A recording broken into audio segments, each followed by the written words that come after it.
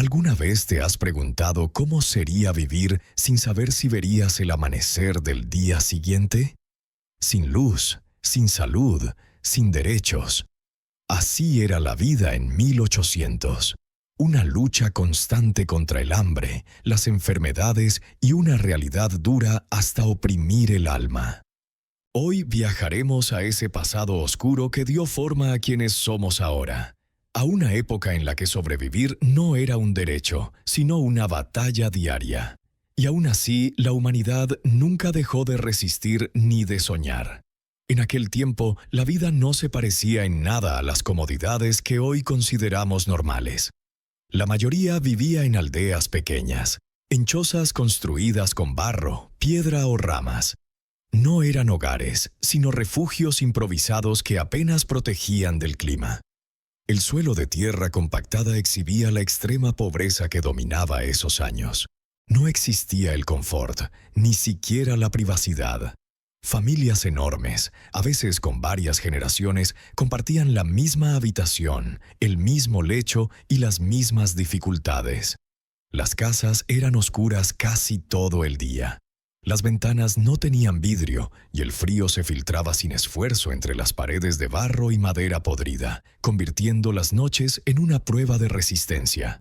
El cielo, apagado y sin estrellas, no iluminaba nada. La única luz provenía de velas de sebo, caras, escasas y con un olor desagradable que recordaba la crudeza de la vida.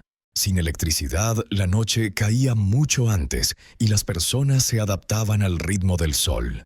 El día comenzaba con el canto del gallo y terminaba cuando el último rayo desaparecía. Las velas se usaban solo para lo indispensable. Cada llama era una pequeña victoria contra la oscuridad. El agua, un recurso vital, también era un desafío. No existía el acceso fácil. Había que caminar hasta pozos o ríos, en trayectos que no siempre eran seguros. Cada gota tenía valor. Calentar agua para bañarse o cocinar requería tiempo y esfuerzo.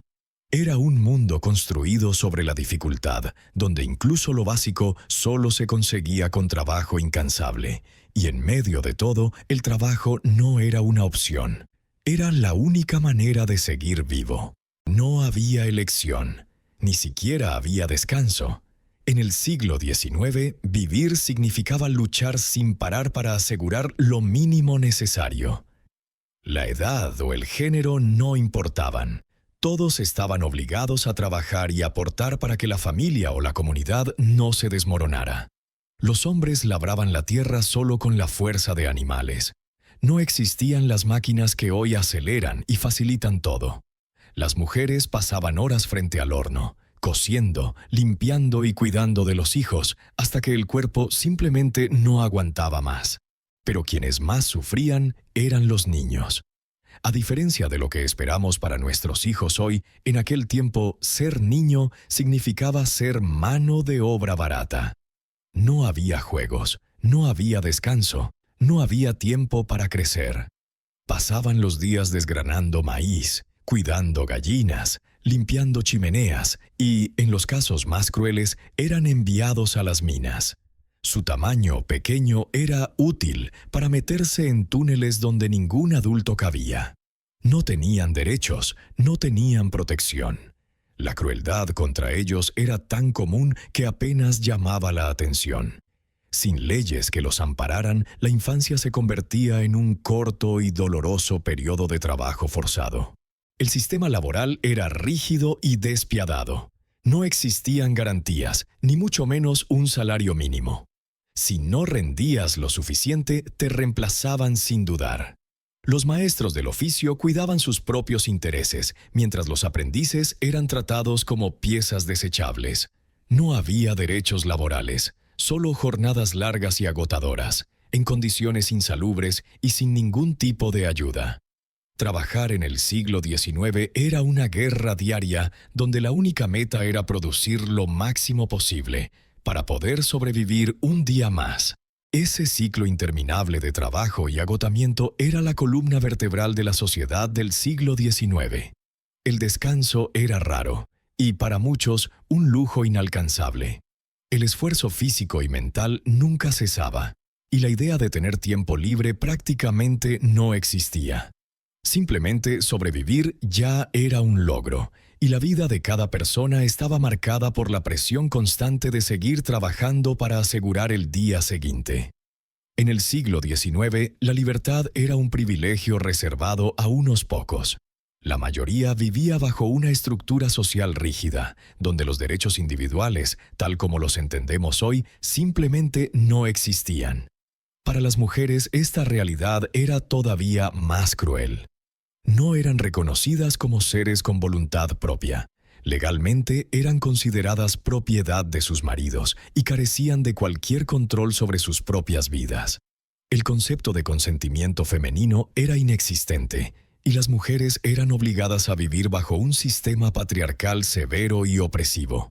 La dote era uno de los pocos derechos que podían tener, pero no simbolizaba libertad. Más bien era una carga social, un requisito para poderse casar. Y cuando esa dote no era pagada, podían surgir litigios que se extendían durante años. Los hombres tampoco disfrutaban de verdadera libertad. Aunque tuvieran más derechos, su existencia estaba igualmente sujeta a reglas sociales y económicas estrictas. La mayoría dependía de la tierra o de la nobleza, y la movilidad social era casi nula. Si nacías pobre, lo más probable es que murieras pobre. La educación para la mayoría no existía. Los trabajadores vivían limitados al campo, a la fábrica o al taller. Soñar con un futuro mejor era muchas veces solo una ilusión, y cuando la educación estaba disponible era extremadamente cara. Muy pocos tenían acceso al conocimiento, y gran parte de la población era analfabeta. Saber leer y escribir era algo extraordinario, especialmente en regiones aisladas donde la educación formal casi no existía. Incluso en los lugares donde había escuelas, estas eran rudimentarias. La enseñanza era básica y a menudo impartida por sacerdotes o maestros locales que usaban la religión como una herramienta de control social. La Biblia era uno de los pocos libros presentes en los hogares, y poseerla era suficiente para que una familia fuera considerada cultivada. Libros como Don Quijote costaban tanto como un iPhone actual, y por eso apenas estaban al alcance de los más ricos o privilegiados. La educación, la cultura e incluso la dignidad eran privilegios reservados a una élite, mientras la mayoría vivía con lo mínimo para no perecer.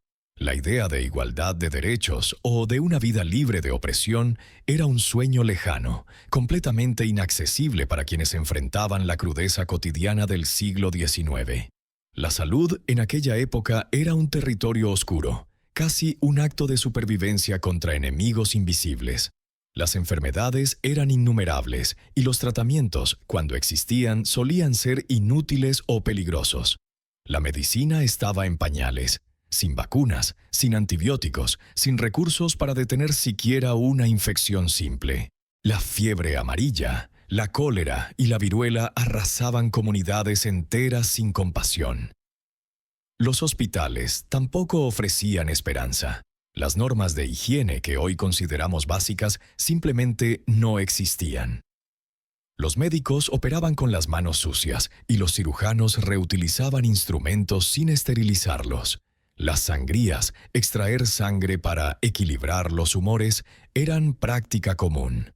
La anestesia aún no había llegado. Las cirugías se realizaban con el paciente consciente, soportando todo el dolor, mientras la probabilidad de sobrevivir era mínima. Imaginarse sometido a una operación así era aterrador. Entrar a una sala quirúrgica en pleno siglo XIX significaba aceptar que quizás no saldrías con vida. Y la tragedia era aún mayor entre los niños. 3 de cada 10 morían antes de cumplir 5 años. Esta devastación, que hoy nos estremecería, era vista entonces como parte natural del ciclo de la vida. Las familias, atrapadas en la urgencia de sobrevivir, no podían permitirse vivir el duelo como lo hacemos hoy. Perder a un hijo. En el siglo XIX no era una tragedia inesperada, mas una realidad dolorosa e común. Los médicos, cuando había alguno, actuaban más por intuición que por conocimiento. Su saber se limitaba a hierbas, tónicos experimentales y prácticas que, en la mayoría de los casos, causaban más daño que alivio. Los pocos medicamentos disponibles eran escasos y caros, y las boticas se llenaban de elixires milagrosos que rara vez cumplían lo prometido. La salud en aquel siglo era una batalla constante contra la muerte. Para muchos, enfermar significaba recibir una sentencia, y la esperanza de cura era poco más que un espejismo. La resistencia del cuerpo era, en muchos casos, la única defensa real. Aún así, en medio de tanta dor y desolación, algo mantenía vivas las comunidades. Las tradiciones, la fe y esa sorprendente capacidad humana de encontrar alegría incluso en los tiempos más oscuros. Las fiestas, las danzas y las pequeñas celebraciones eran un respiro necesario entre tanto sufrimiento. Las ferias, las romerías y los bailes al aire libre permitían que, por un instante, todos olvidaran sus preocupaciones. Los ritmos de marimbas y paladores, los teatros callejeros, los carruseles artesanales y las actuaciones improvisadas ofrecían a cuerpo y mente unas horas de alivio frente a la rutina agotadora. Pero la verdadera fuente de consuelo no venía solo de la diversión, sino de la religión. La fe impregnaba toda la vida social. Las iglesias eran más que templos. Eran espacios de unión, de búsqueda de consuelo, de intento por comprender aquello que la ciencia no explicaba. Para muchas familias, la fe era un pilar que sostenía la esperanza en tiempos de dolor. Las oraciones y los rituales conectaban a las personas con algo más grande que ellas mismas, otorgando sentido en un mundo lleno de adversidades. Sin embargo, junto a esa fe profunda también convivía el miedo. El miedo se mezclaba con la superstición y se volvía parte fundamental de la vida cotidiana. Eclipses, cometas y enfermedades repentinas. En el siglo XIX nadie sabía explicarlos. La ciencia apenas daba sus primeros pasos y los vacíos del conocimiento eran rápidamente llenados por la superstición. En muchos hogares era común encontrar tanto un libro de oraciones como un amuleto protector. Una oración podía expulsar el mal, pero el amuleto era la defensa contra una tragedia que se aproximaba. Esa mezcla de fe, superstición y una ciencia aún infantil formaba parte del imaginario colectivo. A pesar de la dureza del día a día, los momentos de celebración eran esenciales. Saber disfrutar de un instante de alegría, incluso cuando la vida era breve y frágil, era una forma silenciosa de resistencia, a manera más humana de enfrentar un mundo lleno de dificultades, eclipses, cometas y enfermedades repentinas. En el siglo XIX nadie sabía explicarlos. La ciencia apenas daba sus primeros pasos, y los vacíos del conocimiento eran rápidamente llenados por la superstición. En muchos hogares era común encontrar tanto un libro de oraciones como un amuleto protector. Una oración podía expulsar el mal, pero el amuleto era la defensa contra una tragedia que se aproximaba. Esa mezcla de fe, superstición y una ciencia aún infantil formaba parte del imaginario colectivo. A pesar de la dureza del día a día, los momentos de celebración eran esenciales.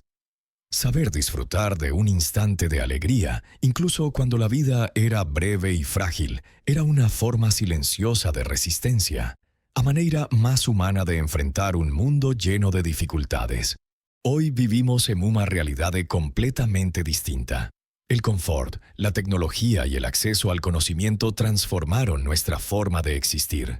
Tenemos luz eléctrica, agua potable, educación gratuita, medicina avanzada, aviones e Internet que conectan continentes en horas.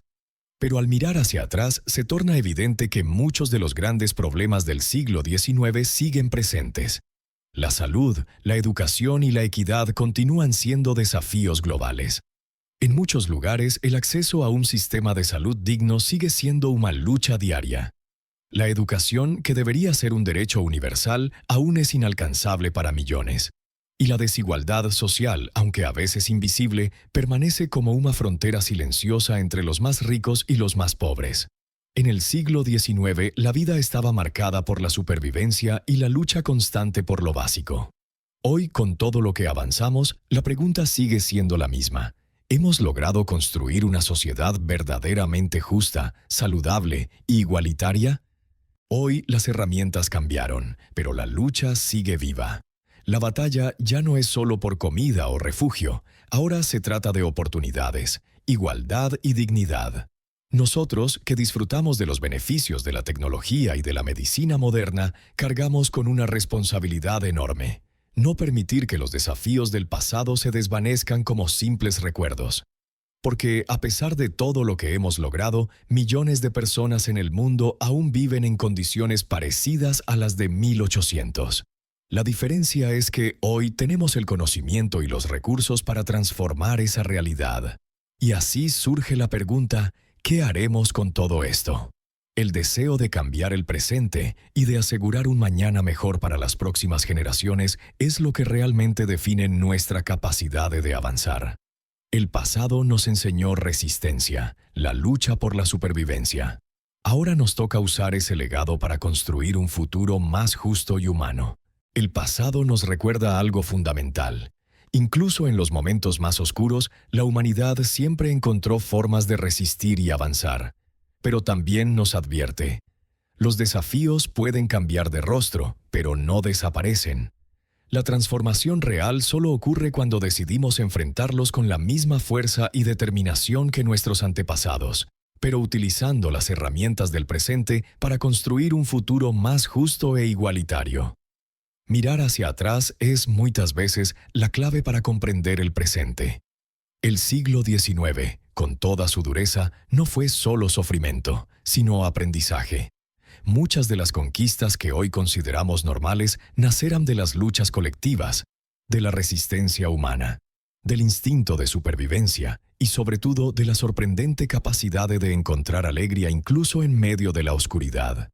Pero al observar ese pasado, también debemos recordar que, por más que hayamos avanzado, no podemos perder de vista los valores esenciales que él nos enseñó. El mundo de 1800 nos dejó un legado poderoso, y es nuestra responsabilidad usar las herramientas actuales para enfrentar los desafíos del presente. La lucha por una sociedad más justa, más igualitaria y que trate a todos con dignidad no es algo que pueda aplazarse. Como sociedad, estamos obligados a continuar esa batalla, a garantizar que el progreso llegue a todos y que las lecciones del pasado nunca se borren de nuestra memoria. Por eso, la próxima vez que te irrites por algo pequeño, una conexión lenta, un café mal preparado, recuerda esto. Hubo una época en la que todo era lento, todo era difícil, y aún así la humanidad encontró formas de seguir adelante. En aquel tiempo, incluso lo más básico exigía un esfuerzo enorme, pero las personas continuaron viviendo, creando, celebrando. Así que al pensar en los problemas de hoy, no olvides, los desafíos profundos siguen siendo los mismos. Lo que cambia no son las dificultades, sino nuestra capacidad de superarlas. Con esa conciencia podemos mirar hacia el futuro con más sabiduría, más paciencia y, sobre todo, más voluntad de transformar nuestro mundo en un lugar mejor. El pasado todavía tiene mucho que enseñarnos. Nos muestra lo lejos que llegamos, pero también nos impulsa a ir más lejos. Porque, al final, lo que define nuestra historia no es la dor. Es la fuerza de convertir esa dor en aprendizaje para un mañana mejor.